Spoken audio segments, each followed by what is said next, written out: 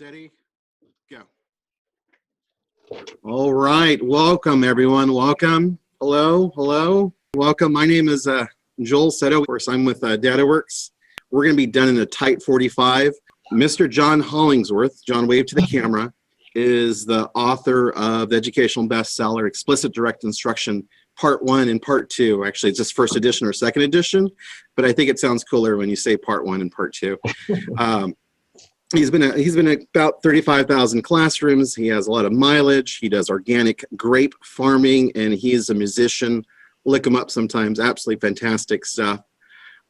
John, you're presenting to primary school teachers. Yeah, well, first of all, let me say this is the Explicit Direct Instruction book and the Explicit Direct Instruction for English learners. So when I sort of whip out a lot of strategies, they're actually in this book, in the books, if somebody wants to go back later and actually get more details on them, because we're going to go to the strategies pretty fast today. Now, I've loaded up the DataWorks online lessons. We have 1,500, almost 1,500 lessons online. It's edusary.com.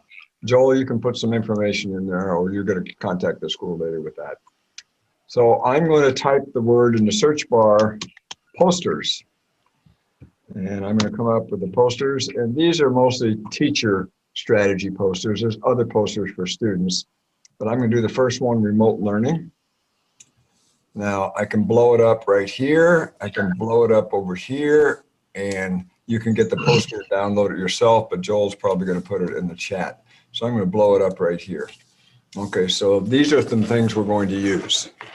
All right, the first thing with the students, and these are things you train your students, is all the video cameras need to be on. Joel, do you remember the two classes we taught about a week ago, elementary school classes we did online with the students? Oh yeah, there was literally a kid. I mean, everyone's done this, right? There's literally a kid who put his laptop sideways with a pillow right there so he can still be in school and in bed at the same time. I don't know. Anyway, keep going, John. I'm still mad about that. Keep going. Well, the funny part was that was the 6th grade class, and only about a half the cameras were on. We still called non-volunteers, whether they had their camera on or not, but sometimes I don't think they were even there because they weren't even responding. Now, the other thing is engagement is one of the hardest things to do, and I want to see your lips move when we read. If I do a gesture of some sort, I want to see all the hands in motion. If we hold up an answer someplace, I want to see the answers. And I can't see that when the camera's off. I'm just sort of talking in space. In the classroom, it's a lot easier, but you need to have the cameras on. Okay. The next one is the names. And I look at most of you, I think you've got your names in there pretty well. I've had nicknames and stuff before that I couldn't read, but make sure the names are on there. Okay, now, when you teach, you need to make the students participate with you. Students, we're going to read the next bullet right here, and I always use my cursor to cue where to look. Okay, ready, read. Sound muted. So right now, I see all of you have your sound muted. If the students all come in with it on, you know how Zoom works? It picks up the loudest microphone. And we've heard dogs bark, people come in, family members and stuff. So generally, you should be unmuted until I call on you for an answer. Then I expect you to talk. Unmute then. Okay, let's read the next 3 words. Ready, read. Eyes on screen. I have watched a few classes, and I think you've probably seen kids are playing on their cell phones, they're playing on the internet, they're doing other stuff. So I want all the eyes right here. And let me tell you right now, I'm looking over here because I have a second screen. You almost need a second screen. I can see everyone at once on my second screen. I can't get it on one screen like a little laptop because I'm only seeing a few names. I actually have a 6-foot TV monitor in front of me also, so I can kind of look out this way and still see you out there. So I recommend a second screen to see the faces. I expect the lips to be moving, the gestures, and anything else we do. Okay, let's read the next one. Ready, read. Participate in lesson. So if we do thumbs up and thumbs down, I want to see an answer from everyone, whatever you think the answer is. If we do a gesture, I want to see that. I'm going to call sticks and expect you to answer questions and stuff like that. Whiteboards. Do you use whiteboards in your classrooms? Give me a thumbs up or thumbs down. Do we use whiteboards in the classroom? Okay. Sometimes. Okay. I think you're going to find whiteboards are the best checking for understanding. When you call sticks, you're doing a statistical sampling of 3 students to represent the class. And if they've got it, you can move on. If 2 out of 3 can't get it, you almost have to reteach, right? That's the signal.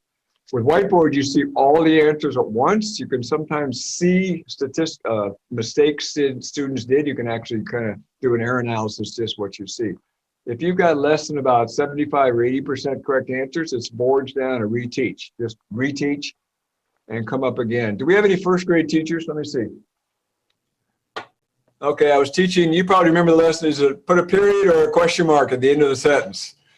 And all they had to write was a big period or a big question mark. So I did one, then I did the next sentence, the boards went up, it was 50-50, exactly 50. I was actually shocked. I thought I was doing so well. If I had not done that, I wouldn't have known, I would have just kept going. And as soon as I saw that 50-50, it was boards down. I went over again, the difference between the statement and the question. I erased your whiteboards again. And in 2 minutes, I went from 50-50 to 100%. And I think 50-50, a lot of that is guessing, and they don't really, it's not like half of them knew and half they know. But anyway, be ready to reteach with whiteboards. Okay. All right. And then I think you know to unmute when we answer a question. And for younger students, probably chat may not work. We've used it with the high school students and with some of the teachers, but you can use the chat as a way to type in answers. Whiteboards work great when you're using an easy answer. It's multiple choice. And, oh, my pen doesn't work. It's almost dead, but you're writing A, B, or C, and you're just writing one letter on your board. And then the students have to orally justify it. But just anytime you've got a short answer, it should be this. Now, the other thing with whiteboards, what it forces everybody to do something. We're trying to keep them engaged. Now, I don't know what you think the attention span of your students is, but I'll bet it's not even 2 minutes. And the K-1 teachers, you cannot talk very long. You have to do something. Show me your whiteboard, show me a gesture, pronounce these words, say these words with me, get ready to do something. So the general rule in explicit direct instruction EDI is not to talk over about 2 minutes. I mean, you can go for a long time if you've got engagement, but you can't talk a long time without the students doing something. That's right, John. So one of our things that we should do now is a checking for understanding question. Let me go with my checking for understanding question first. All right. Teachers, we were discussing with the team before you, and they were letting us know that they really liked chat and they really liked whiteboards. Can you share with us in chat right now, because we're adults here, we're older, right now in chat, can you share with us what you're using right now to sort of do that checking for understanding question? Are we using whiteboards? Are we using chat? We're looking for a little bit of feedback from you to see what direction. Thank you, John. That's right. Thumbs up, thumbs down. Questions? The reaction symbols, maybe? Yes.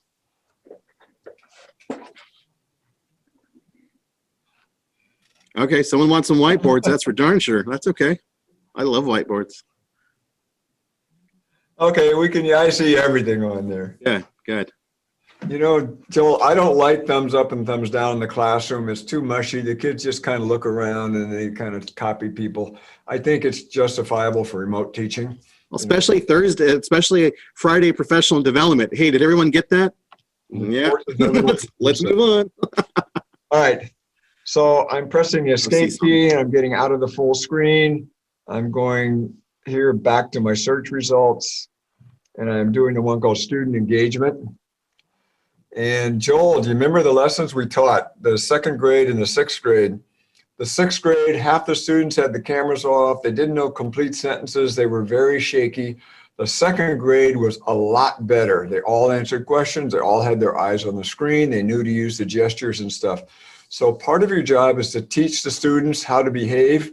And we just had a couple there about the cameras and the chat and that stuff.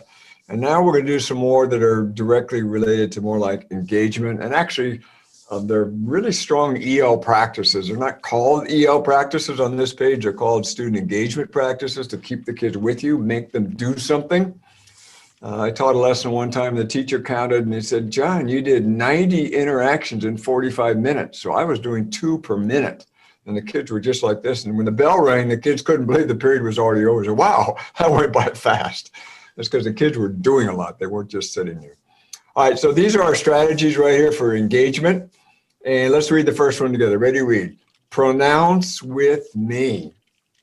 When you've got new words and big words, teach the students explicitly how to pronounce the words. Don't ask the kids to sound it out or make guesses. Just point to a new word in the lesson, and that's the word you're going to use. Now, be strategic. One of the problems in English is that the phonics rules don't always work. So I don't want someone to read this like gag. And I don't need to do sight words. So I'm going to pick this word right here. So students, look up here. Now, here's the other thing. We're always pointing with the mouse because I want the students to look at the word. We're not just doing pure listening and speaking and pronunciation. We're actually doing reading at the same time. You remember, reading is the greatest indicator of student success almost, is what their reading ability. So students, everybody's eyes up here. I'm going to read this first. Engagement. Listen, engagement. Your turn. Ready? Read. Engagement. One more time. Engagement. Now I'm going to pick someone to read this word for me. And I've got Eric Lee. Can you turn your mic on? And can you read this word to the class? Engagement. Okay, very good. And be ready to correct the students and call on a couple of them. Okay. All right. Now our next big strategy is to work with text.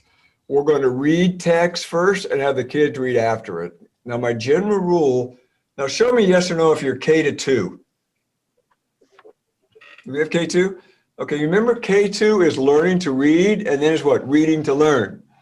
So generally for K2, you need to pre-read almost everything, unless it's something very simple that they know. When you're teaching new content, you even have to do more of it. So be ready to use your tracked reading, which means you read it first and the students read it afterwards. I'll show you a couple in a minute. We'll open a lesson and actually look at one. Okay, gesture with me. Gestures are super important for students. And I think I had one, remember Joel, well, let's do prefixes and suffixes. Now you get the mirror problem, so make sure you're not doing it backwards. Okay, a prefix is a letter or letters at the beginning of a word to change its meaning. So let's see if we can all do that. Let's all say it together. A prefix is a letter or letters at the beginning of a word to change its meaning. Okay, let's try it one more time. I want to see everybody doing it. A prefix is a letter or letters at the beginning of the word to change its meaning. Now, if you're in the classroom, I would say now turn to your partners. Let the A partners tell the B partner what a prefix is, and let me see your gesture, and then the B partners do it. Now, let me see if you can make up your own. I want to see you all make up the one for suffix. Show me the gesture. What's suffix? A suffix is?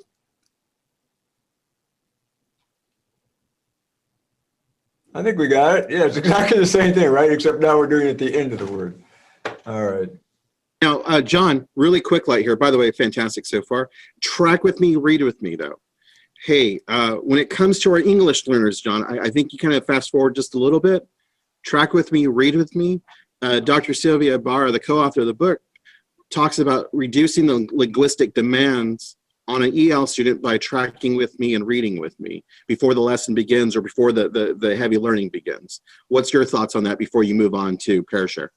We're basically going to track read everything in the lesson. And I'll show you in a minute. Very simple stuff. You might just say, let's do a choral read. Like very conversational English stuff, you know they can do it. But most of the time, we're actually going to pre-read everything. And I'll show you one, and we've got an actual lesson in a second. All right, PairShare we can't do in the classroom, but in the classroom, this is the rule, PairShare every single question. Every question, A tell B, B tell A, and cue who goes first, door side, window side, taco side, chip side, whatever it is, you're gonna cue, and every person answers every question in the PairShare, even if you don't call on them. Now, we can't do that with remote learning, but I think you remember the wait time for ELs is 8 to 10 seconds. You need to give think time to process. Don't shotgun questions. And I think you should actually tell the students, can you just go ahead and say your response in space? Just say it out loud so you're completely ready. So when I call you, you've already practiced once. So we can't use the PairShare partner, but we can still talk out loud. Let me ask the K. Do we have K in first grade teachers? Are the parents helping or are you teaching by yourself? Miss Gilmore, if you can unmute yourself and share with us.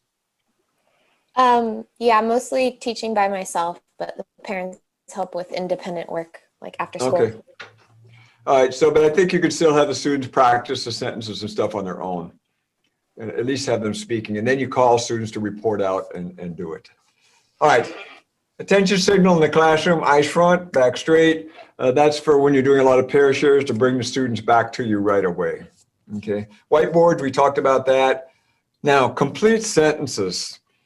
Don't let ELs use pronouns and don't let them give one-word answers. Now, you might have a question like this. Who is the character in the passage? I want you to say the character in the passage is blank because, and how you know that's a character and not a setting or something else. The sentence frame usually comes from the question, and the complete sentence is not, I wrote A. No, A, Cinderella, is the character in the passage because she's talking and doing things. So usually they write one word on the whiteboard, but then they have to put it in a complete sentence. So if I had the number 18, and I just wrote 18, that sentence very might be, calculate the perimeter, write the perimeter on your whiteboard, and you're going to answer the perimeter of the polygon is, and you're going to read your answer, you're going to add the units, inches or feet, and you're going to tell me how you calculated it. One more time, the perimeter of the polygon is, and then read your answers. Don't let them say, I wrote 18. The answer is 18. It is 18. No it's, no pronouns. Make them say the perimeter of the polygon or perimeter of the rectangle or whatever you're dealing with. Okay. Sentence frames. Okay. In the classroom, public voice means you're going to speak up. All right, Joel, I think we're ready for the question. Where are you? All right, let's put down in your, we'll use the chat right here. And which one of these might you think now you might like to use more or that could help your students or add more engagement to your classroom? Let's look at the EL first. Pronunciation, that's EL, isn't it? Listening and speaking. Tracking is reading and speaking. Gesture is for meaning, but it's just to help them remember stuff and to learn stuff. Pair share is actually listening and speaking. You're talking academically with your partner, or you're just saying it out loud right now. The whiteboards, no. Complete sentences, yes. That's EL, practicing the new vocabulary from the lesson. Okay, I'm ready for chat, and let's look at a couple of things we like. I see gestures. I see gestures. All right, now I'm going to pick a couple people. Okay, I see Mr. Cabrera, so I'm going to call you, and I'm going to give you the sentence frame. The student engagement strategy I like is blank because. Can you answer like that? Right here. The student engagement strategy I like is complete sentences because it's challenging for the students and it'll benefit English language learners. The other thing, you won't believe how smart kids sound when they start talking that way. In the thousands of demo lessons we've done, university teachers walk out and say, wow, our kids sound so smart today because they're answering with that vocabulary. Okay, I'm going to pick one more. I got Miss Vang. Can you read yours? The student engagement strategy I like is blank because? The student engagement strategy with me I like because I want to provide students with tactile and kinesthetic strategies to help them pronounce phonics. For example, C-A-T, cat. C-A-T, cat. I've seen that in every class in the country. You're right. This is kind of one of the few kinesthetic things you can do is the gestures. Now, I want all of you to realize how smart our two responders sounded when they said the student engagement strategy I like was. If they just said, oh, I like gestures, I like track, I like this. It's get that academic word there, and I kind of cued you off the page where to look. All right. So, Joel, I think we're ready to move on. Yep, you are. So I'm going to go back. Let me get back here, lessons. I'm going to the search bar. I'm typing characters. And I'm going to pick one. I think I've done this one, characters in a story. All right. I'm clicking the advanced slide buttons down here. Okay. And John, before you get started, I just really want to call out the engagement hours are so important. Guys, the other day we're in a meeting with another partner school of yours out of the same school district out of Oakland, and their parents were having a meeting with them, and we got to overhear it because we're fancy consultants as well as other stuff, but I get to wear my school sweatshirt today on Friday. And the parents were really upset. And one of our consultants, his name's Alex Chavez, really cool guy.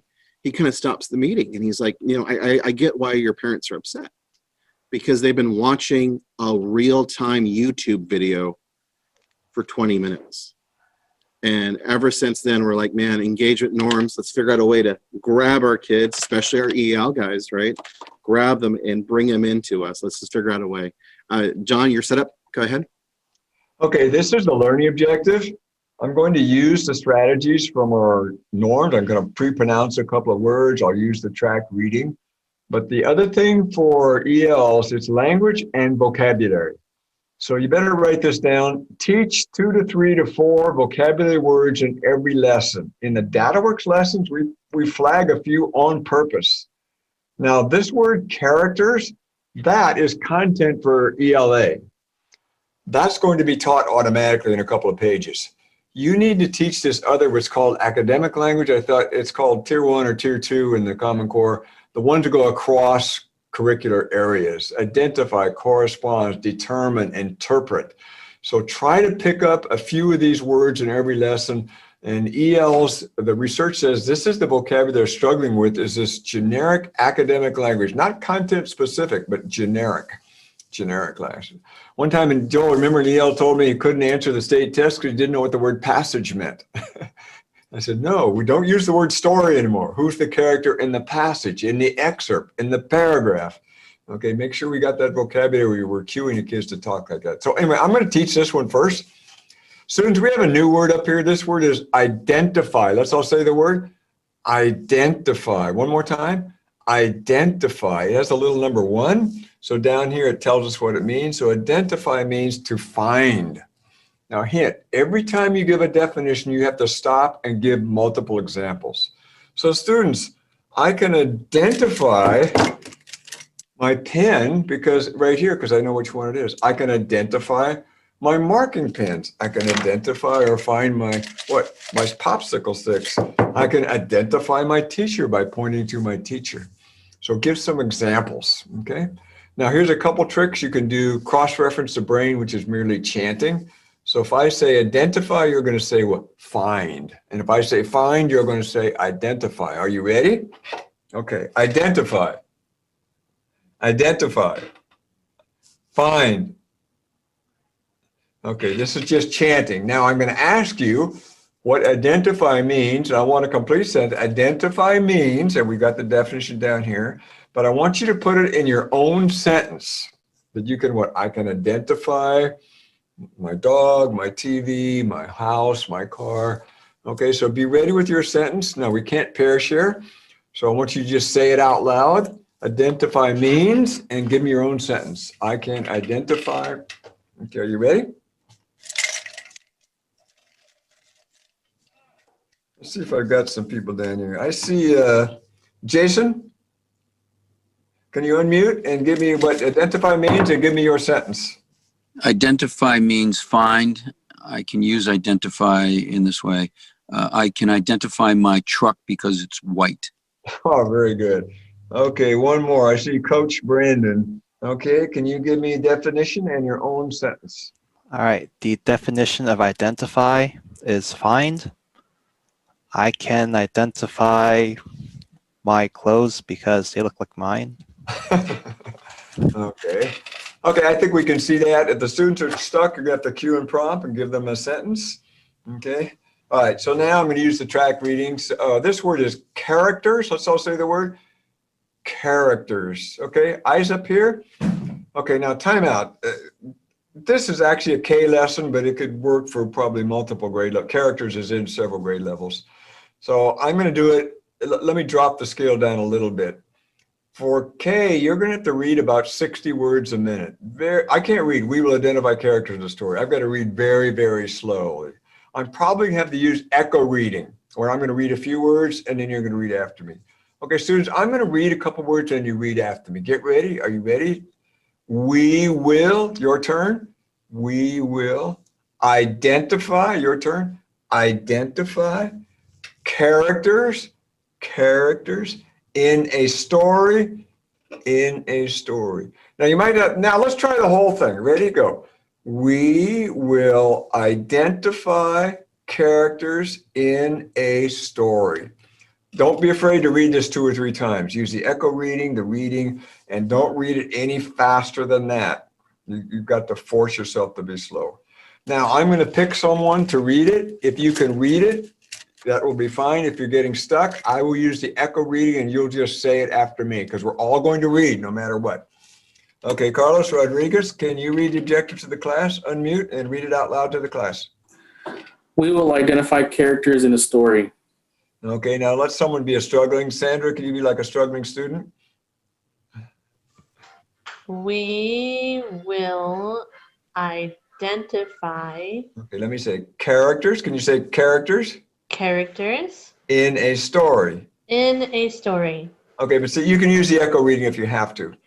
Now, one big thing, and Joel, we've had this several times where students say that we are the first time they've ever been asked to answer a question in English in the classroom. They've just kind of sat there and never really participated. So even if they're beginnings or newcomers, they can just echo one word at a time after you. They may not be able to read the sentence, but they can just say it one word at a time after you. Now, John, I'm with you on everything so far, right? Because these are good. These are good learning strategies. Number one, these are good EL strategies. But you know what? I know for a fact there's a learning objective out there that says we will interpret informational text. The word interpret is multiple meaning, right? Because you and I know academically that means explain. But for them, that's going to mean like translating at the grocery store or something. Tell us about multiple meaning words and how there's a challenge for our EL students, please. All right. The EL training is kind of like the next day after this, but just let me give you a hint. The best way to use vocabulary is vocabulary strategies. And one strategy you must address is multiple meaning words.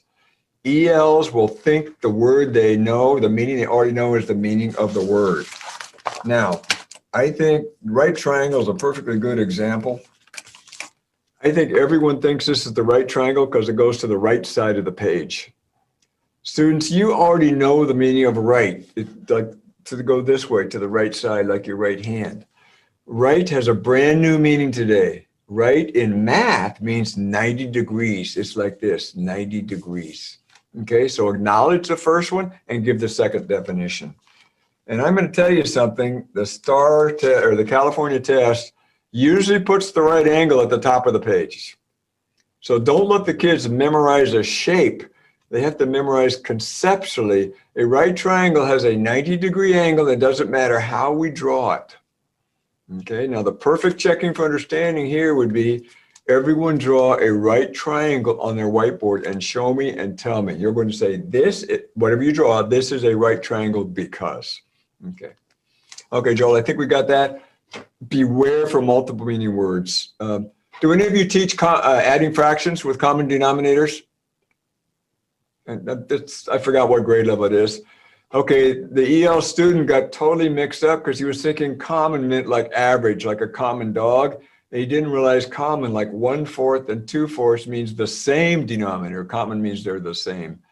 This is one more tip if you want to write down. You need to distinguish between conceptual errors and language errors. That was a language error. He didn't know what the word common meant. He understood the math part of the fractions, but he got mixed up on the language. So be ready to correct language errors if you have to. Okay, so I read this, I defined the word, and then I picked a couple of you afterwards. All right. For our beginning students, we've started to use, Joel, do you have a whiteboard? Yes. We're using whiteboards. Oh, I lost mine. That's okay. Yes, yes is what I got. See, look at that right there. Put yes on mine. Yeah, you got yes and no, and I think we have the ones with the green and red dots. Oh, let me get mine. Hold on. All right. We do a lot with the dots because it's very rapid for young children and they don't have to even write anything. Okay. So let's look at this. Let's read up here. I'll read first. Answer the following questions. Your turn, read. Answer the following questions. Now we want to know which picture is a person. So I've got the first picture here. I'm going to do one at a time. This is basically true, false is all you can do with this. And let's just use thumbs up, thumbs down. And Joel, you can use the colored ones. Okay. Is this a picture of a person? Show me thumbs up, thumbs down, and show me, or the whiteboard if you've got a whiteboard. Okay. Yeah. All right. And I could call someone. Joel, you said that is not a person. Why is that not? Why is the camera not a person? Because it's not, This said it is not no, the camera is not a person because the camera is not a person because it doesn't have eyes or anything. okay, very good. Now get that sentence out there. The camera is not a person because right here we got the word picture is person right here. Okay, let's see thumbs up or thumbs down. Is this picture a person? Okay, now I'm going to see. I've got a couple of people with no cameras. Let's see, Mr. Hampton. Let me see if I can still call you. Can you tell me if this is a person? I'm going to say this picture is or is not a person because. That picture is a person because it has eyes, ears, and a mouth. Okay, very good. Now here where that vocabulary is coming from. That picture is a person because. Do you see how we're using the vocabulary up here? Okay. Now I can go a little further. I think I'm going to jump over here. Which picture is an animal? Let's jump over here, right here. So students, show me thumbs up or thumbs down. Is this an animal? Okay. And I've got, I'm doing this picture over here. Okay, now I saw Irene gave a different answer, so I'm going to pick someone I think who's got the correct answer first. Remember, call correct answers first when you can see them. Okay. Ms. Crawford, can you tell me, is this an animal? Is this picture an animal? Yes, that picture is an animal. And why is that? What do you see? Oh, that picture is an animal because he's eating from a bowl on the floor. He's eating on the floor, okay. Now, Irene, I saw you said no. Would you like to change your answer? Is this picture an animal? Yes, that picture is an animal And why is that? because it has a tail and 4 paws. Okay, tail, very good. Give me a high five. You need these gestures, I'm telling you, just because you need to do a lot. Okay, so let me give you a few things. Anytime you have whiteboards, which thumbs up would be the equivalent of whiteboards, where you see everybody at once, write this down, call correct answers first. Don't ever call incorrect answers because you don't want all the people hearing that initial impression of an incorrect answer. You want to hear a correct answer. And I saw her incorrect answer originally, and I called the correct answer. Then I went to her and gave her a chance to change her answer. Would you like to, and you need that phrase, would you like to change your answer? It's okay to change your answer. Joel, when we first did this, the students, they realized they had wrong answers and they had to defend their answer no matter what, even what was wrong. And we kind of had to tell the students, look, if you think you made a mistake, we're all learning today, just erase your answer and change it. And then you have to explain to me. Okay. By the way, this is great scaffolding. If you've got a couple struggling students, you call them as the second and third, or even the fourth person. They've heard the answers a few times. They've got their thinking straightened out, and you can make them very successful. Okay. All right. Let's see. All right. Let me go on to this one. All right. This is concept development. If you look at it over here. Okay, there you go. And let me just mark a couple things in concept development. You should always have written definitions.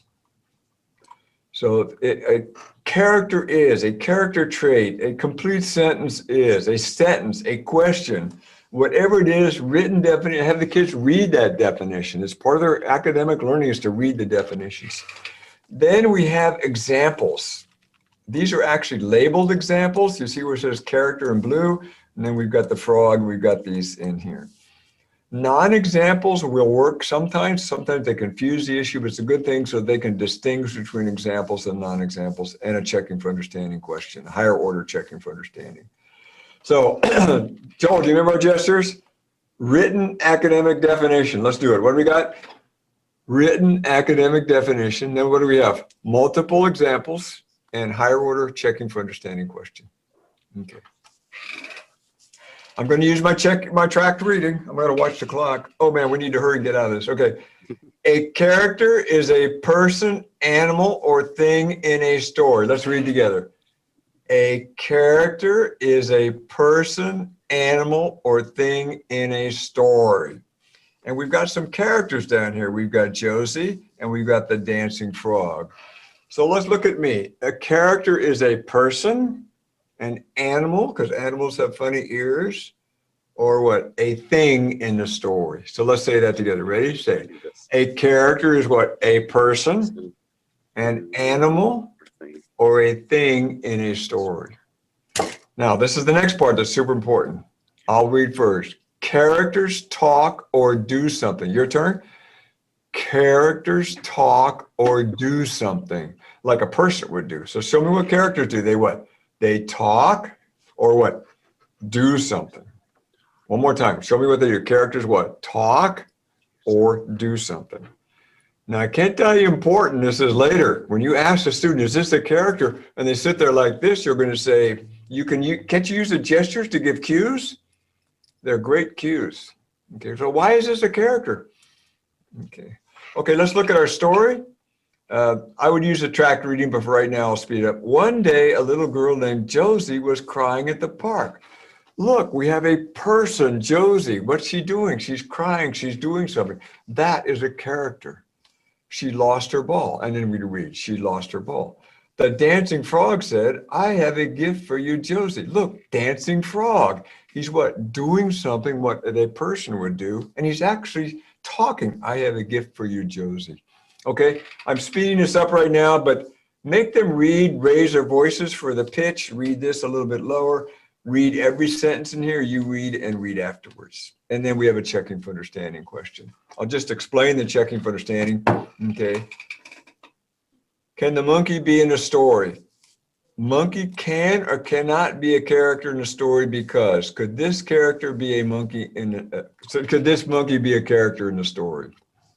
Now I want you to think for a minute. Is he or something a human would do? So give me a quick thumbs up or thumbs down. Could this be a character in the story and why? Oops, I'm giving the answer away. Okay, the answer is monkey can be a character in the story because what? He's playing guitar. He's doing something a human would do. Okay. All right. I think I'm going to stop right there. Joel, should we look at a math lesson very quickly? Yeah, let's go ahead and go to the math lesson. As you're pulling up the math lesson, I just want to call out that you did pronounce with me, you did track reading, you did track reading. You would have had a point, obviously. You had a gesture to tie it in. If they were in the classroom, you would have done pair share, but instead you did think time. And you had them sharing answers either with a whiteboard or with a thumbs up, thumbs down. And the reason why that's important to me, those kids were doing something with you. And that's you grabbed them. You grabbed them. That's what we're doing. Keep going, John. Okay, teachers, I want you to think about this a minute. We've done lots of leadership training at DataWorks. It's the fact that we can calibrate ourselves and see the strategies. And you need to calibrate yourself as a team. And we're going to watch each other. You look at videos, you look at lessons. So we're all talking the same language. We know what a gesture means. We know what track reading. We know what pronunciation means. Okay. So in EDI, usually we have two problems, one for the teacher and one for the student. I'm just doing this very beginning one. We're going to read. Now, I can have the students help me. I don't have to do the whole thing by myself. Okay, so students, we have a question up here. I'll read it first. How many sides does each shape have? Your turn, read. How many sides does each shape have? So I'm going to do this first one, but I think you can count with me. Let's count. Ready? Count. 1, 2, 3, 4. So this shape has 4 sides. So let's read the next question. I'll read first. What are the lengths of the sides of each shape? A shape is these little drawings here. Okay, let's read together. What are the lengths of the sides of each shape? Now I'm doing the first one. Students, this is 3 and IN is short for inches. So we read this as 3 inches. Can you say that? 3 inches. Okay, let's read the next one together. Okay, ready, read. What's it say? 6 inches. Can we read the next one together? 3 inches. What is the length of the last side? 6 inches. Okay, now you're going to do this one. How many sides does the shape have? Show me in your fingers how many sides are on there. I'll give you 2 seconds. And when I call you, you're going to respond, the shape has blank sides, and then tell me how you know. So, Guying, is that how you say that? Yes, yes, that's correct. Okay, can you tell me your answer? How many sides does that shape have? The shape has, The shape has 3 sides and how do you know? because I count. Okay, can you count them for me? 1, 2, 3. Okay, very good. And I could call a couple other people. Now think what we're saying. The shape has 3 sides and we're justifying our answer. Okay, now I want all of you to think about these sides. I'm going to pick someone to read the first one. Is that Brielle Washington? Can you read this? The length of the side is? The length of the side is, sorry, Right here. 4 inches. Inches. Now, how do you know it's inches? Because IN is short 4 inches. Very good. All right, I'm going to pick somebody else. Who have I got? Sedano, can you read the length of this side for me? 3 inches. Oh, give me the whole sentence. The length of the side is? Oh, the length of the side is 3 inches. This is so funny because this happens every time with students. They say 3 inches. Can you say the length is? They go 3 inches. The length, it takes work to get them to say it. Yeah. But I think all of you can see the difference when people start talking like that. Okay, Leonard, Leonard, I guess Leonard Charles, can you read me the length of this side? The length of the side is? 5 inches. But give me the whole sentence. The length? Oh, the length of this side is 5 inches. Do you see the difference? Even as teachers, you're not quite cued to do it. Once you start doing it with the students, it'll get better and better. Now think how much better your ELs will be when they're saying the length of the side is, the length of the side is. And eventually you'd have other words in there too. All right, Joel, I think we're at the 45-minute mark. Why don't we have everybody write down a couple things they took out of today? You saw me teach a little bit. You saw me, I call that teacher never yields. I'm going to get that complete sentences. Teacher discipline. Don't slack off and let the students give these short answers.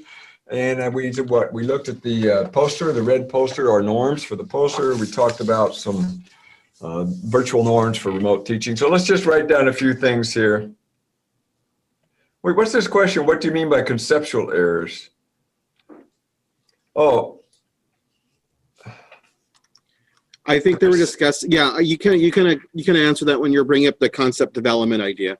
All right. Well, conceptual error is you don't understand what perimeter means. That's a conceptual error because we're teaching perimeter. If you miss what the word distance means, that's kind of a language error. The concepts, the different concepts and the words being used. Okay, so let's provide think time and ongoing interactions. I like that. Whiteboards and thumbs up is whiteboard means you see everybody at once. Echo reading, that's a very good one. Gesturing. Okay, gesturing for young students. The beginning K and first grade students can't read at all. So when you say, what is this? They can't go back and read it. So a lot of times the gesture is what carries you. The gesture allows the students to answer when they can't just go back and read. Okay, I think we saw a lot about correcting students, explaining vocabulary as we go. Okay, very good. Okay, now I'm going to call Mrs. Stevens. You wrote, encourage students to give complete sentences. Can you explain why you selected that? Sure. I wrote, encourage students to give complete sentences because sometimes students will just give a short sentence to get it over with. But when you encourage them and when they have to reframe their answers, they have a chance to remember it and to learn more. Yeah, and they're using the new vocabulary, and this should become the way we do it in our class or at our school.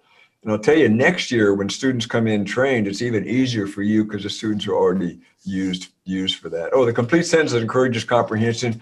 You're using, when I just say 18, that doesn't help me learn anything. The perimeter of the polygon is 18 inches because that's how long we measure around the outside of it. That's right. Okay. All right, I'll just see if we got anybody else. Yeah, we have to let them go here, John. They're at the end of their time there, bud. I think we are. Okay. So download the posters and have that discipline to use it, and don't just talk. Make sure the kids are interacting. You saw how easily I did like this one. I made you count. I made you to respond. I called 3 different students to do this. I called different students here. I got the words, lengths, sides, how many sides. I got a lot of stuff in there. That's right. Okay, I think we're done. Yeah, we're done. Thank you so much, everyone. I know it's Friday. Go enjoy it. Thank you so much.